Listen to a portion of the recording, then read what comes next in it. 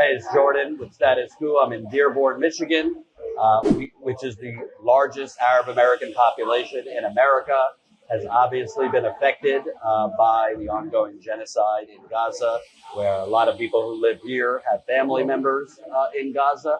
I'm here with Layla Elabed. You're one of the leaders from the beginning of the Uncommitted movement, Yes. which got over 100,000 votes here in Michigan. Let's start with that. Tell us about how Uncommitted kind of began. Yeah, Uncommitted began as Listen to Michigan. And it was because a strategy was presented to us. Kind of the catalyst to that was former Justice Democrat um, staff, Waleed Shahid, sent this memo around to organizers here in Michigan and leaders in Michigan or had connections in Michigan to say our theory of change could be if we can use the vehicle of Michigan's presidential Democratic ballots to vote uncommitted, we could essentially send a message to Joe Biden that without the support of Michigan voters, that he was going to be in serious trouble in November. And the way that he could get the support of Michigan voters right now is a policy on Gaza that stopped the killing and occupation of Palestinians. And so I remember getting phone calls January 27th and getting on a few Zooms, and we launched the Listen to Michigan campaign on February 6th. We had a very short timeline. Our presidential primary was February 27th. So we had 3 short weeks and a budget of $200,000 to build this coalition. And this coalition was multi-generational, multicultural, multiracial, multi-ethnic. And we had folks not just within the Arab American and Muslim American community, but we had folks all across the state with support from national entities like Our Revolution, DSA, both national and local, Empower Change, Engage, and a number of other key organizations to help support the Listen to Michigan campaign. And so we built this coalition.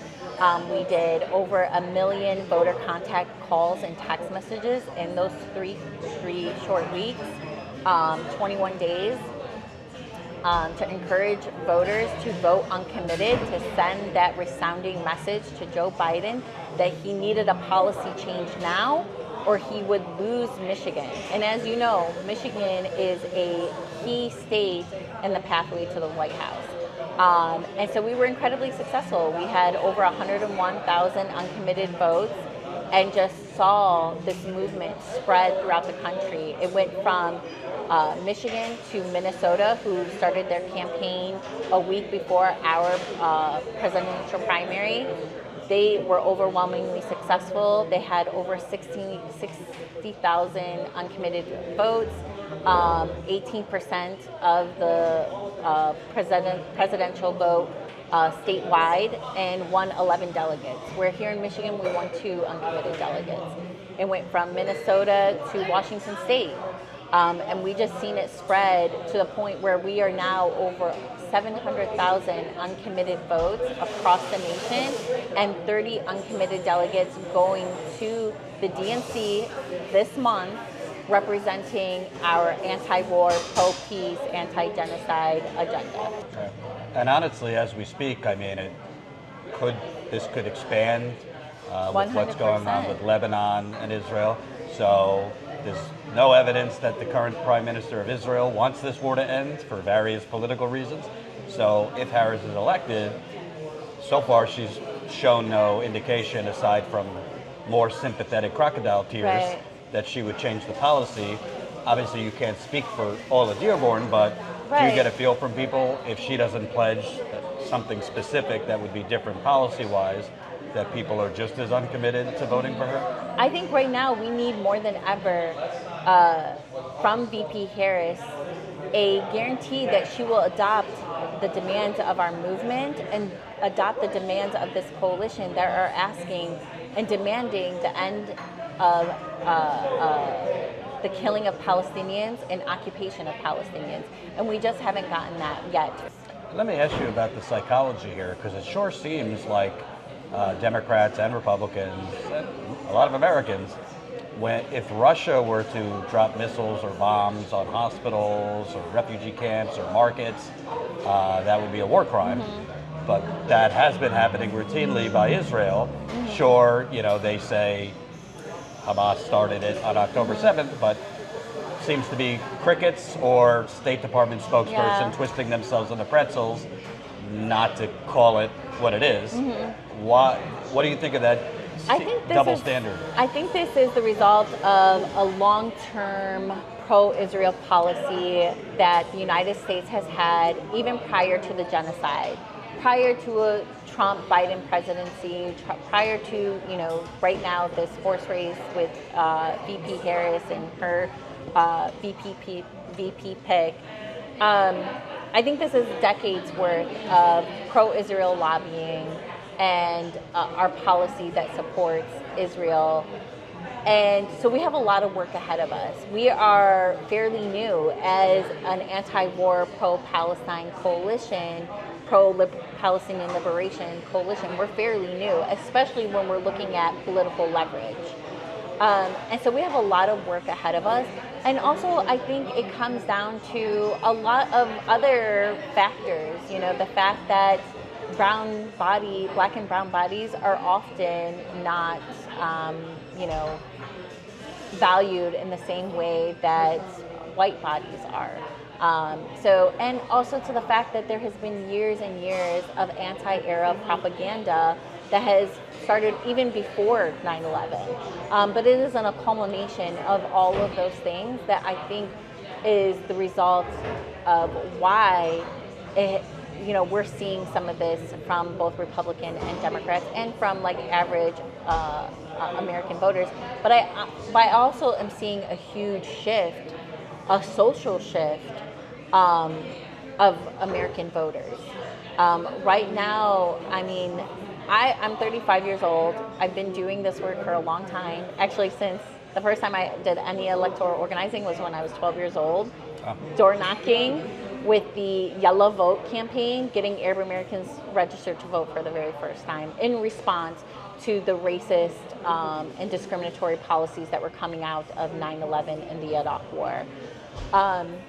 And so this is the first time in my lifetime that I have seen average people, everyday American voters, talk about the liberation of Palestine, the right to self-determination of Palestinians, and the way that they've been talking about it now, and the way that my community, the Arab American, Muslim American community, has been talking about for decades. I'm seeing more of my non-Arab, non-Muslim counterparts talk about it in the same way, and also how most Americans, most average American voters, didn't know what AIPAC was. And now more folks are talking about AIPAC, talking about the pro-Israel lobby, and how we literally send a blank check to Israel while we here at home are struggling every day to keep our lights on, to buy groceries, to afford affordable housing. You can't drive on the roads of this state. You really can't. You really can't. And we are struggling every day to thrive and to live in dignity